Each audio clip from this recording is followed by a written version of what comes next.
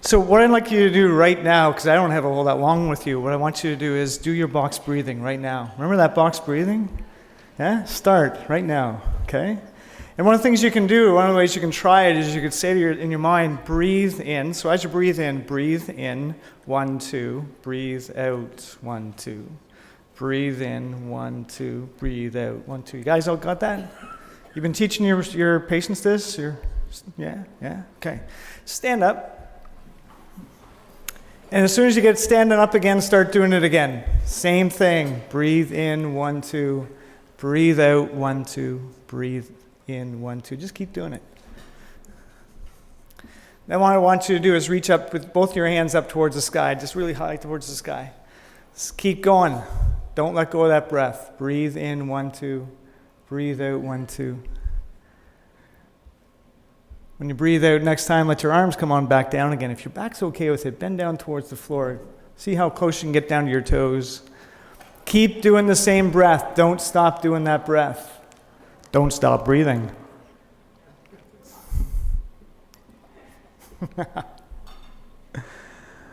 Okay, when you breathe in next time, stand on back up again. So just stay standing for a moment. If you need to just, stretch a little bit because you've been sitting down, do that. But keep your attention up here if you can. One of the questions I'd like you to consider is how confident are you that you can convince your colleagues that box breathing is a good idea? Right? How confident are you that you can teach your colleagues that it's effective? And how confident are you that you can teach your colleagues that it's important for pain control? Do you guys think it's important for pain control? Yeah? How confident do you feel? Really confident? Yeah? Okay, great. I mean, because a lot of us have this idea that pain stuff or breathing is sort of woo-woo, right? You feel a little woo-woo, you're going to have to convince your colleagues that it's not just this woo-woo, right? So you imagine you've got your colleague there, you're trying to train your colleagues, and one of your colleagues says, you know what? I'm going to do this with my patient. My patient's going to be sitting there with their hands on their hips and scowling at me like mad saying, really? I've got a pain problem. I came here for help with a pain problem, and you're giving me a breathing exercise? Really? Right? So what we need to do is make sure that we're ready to convince our colleagues. And one of the ways to convince, how do you convince people? Well, yeah, one of the ways you can do it is get them to do it. One of the ways you can do it is be convincing, right? So we need to find a way that we are convincing. It's really, really important for us to do. But one of the other ways we can do it is you can tell your colleagues to tell their patients, and you can tell your patients when they give you that look and they're wondering about this, is you can pull out your knowledge. And you can say, you know what, we know that if you breathe calmly like this for 4 or 5 minutes, you will produce more serotonin. And serotonin is one of the most powerful anti-pain chemicals you can produce and release. And if they're still looking at you funny, you can say, hey, you know what, breathing makes you hold your breath. And if you hold your breath,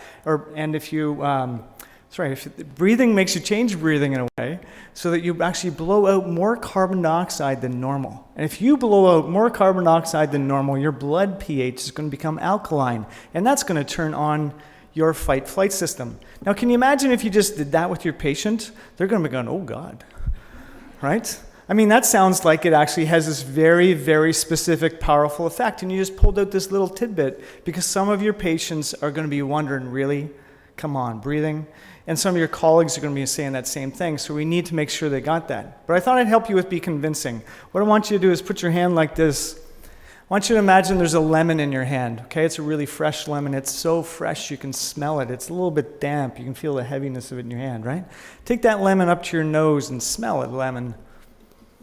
Now you're going to put the lemon back down. There's a magic table in front of you. Just put the lemon down on the table, and there's a knife there too. Pick up the knife, hold the lemon, cut it in two, just go shh. You can do the sound effect if you want. And when you do that, it sprays up. And when it sprays up, you can smell the lemon even more, right? And then you're going to reach down, you're going to pick up that lemon in your hand. And when you do, you can feel the cold lemon juice running down your hand, right? And you can smell it even more. And you're going to take that lemon up to your nose again, and you're going to smell it. Now what you're going to do is open your mouth super wide, stick that lemon inside your mouth, and take a bite. What more do you need to be convinced that what you think changes your physiology, right? Isn't that amazing? What you think changes your physiology. I mean, if thinking changes your physiology, could breathing do it too? I mean, it's a powerful, powerful thing, but we often think it's not. And one of the things you could do is take the people through that you're teaching about this through something like that. Or you could take your patient who's sitting in front of you and take them through something like that. You can sit back down if you want to. Now, I think on the table, did we get the ice cubes brought in? All right, so on the table in front of you, there's a bowl of ice cubes, and I'm hoping all of you have a glass or a cup. And what I'd like you to do is pick up one of the ice cubes in your hand, just hold it over top of the cup so it doesn't get you all wet and all that stuff. And what you got is going to hold that ice cube in your hand for 60 seconds. 60 seconds, and you're going to experience what it feels like, okay? Now, if you happen to have CRPS, don't do this. If you have any allodynia problem of cold, don't do this.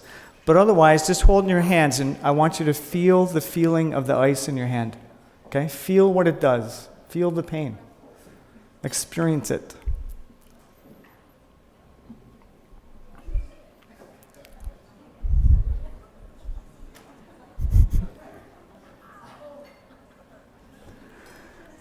That's long enough. You can put it back down again now.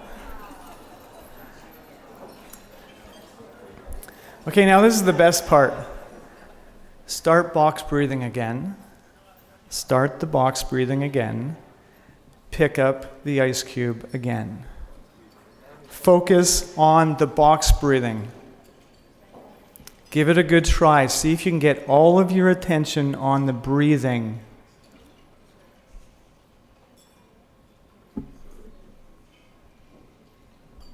What's really great is I forgot to bring my watch up, so I have no idea how long you're holding this. Now, of course, you can always let it go whenever you want to, right?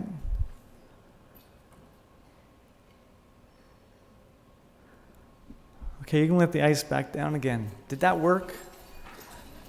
When you did that breathing, did it change your pain? Yeah? I mean, this is the kind of thing that we need to do. If you're going to be teaching other people to teach their patients about this, you need to be convinced. And the way you will be convinced is if you start to practice this. I continually to be amazed. I just did a 3-day workshop about yoga and pain science with people in pain at the Royal Jubilee Hospital. And one of the most profound things at the end of it, the thing that stood out the most for you, right, over 3 days, these people are saying is, I had no idea that breathing could help me change my pain so much. And that was just with getting people to do a few breathing techniques over a few days. This is a very, very powerful technique. We've got to convince our colleagues to do it because it's really powerful, and they've got to get their patients to do it. So I'm hoping that'll help you with that. And my time's up. Thank you.